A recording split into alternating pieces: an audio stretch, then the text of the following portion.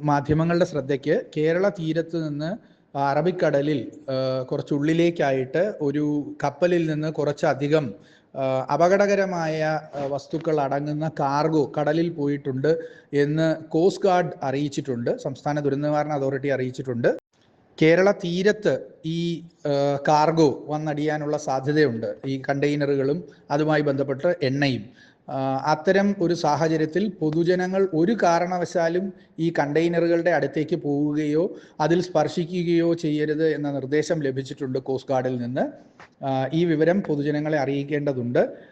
ചില പ്രദേശങ്ങളിലെങ്കിലും എണ്ണപ്പാട വന്നടിയാനുള്ള സാധ്യതയുണ്ട്. അതുണ്ടെങ്കിൽ കോസ്റ്റ് ഗാർഡ് ആ സമയത്ത് നമ്മളെ അറിയിക്കും. ഈ സന്ദേശം ശബ്ദ സന്ദേശമായി പുറപ്പെടുവിക്കുന്നത് സംസ്ഥാന ദുരന്ത നിവാരണ അതോറിറ്റിയിൽ നിന്ന് doctor Shekhar Kuriakose, member secretary. 24/5/2025 ഈ സന്ദേശം പുറപ്പെടുവിക്കുന്നത്.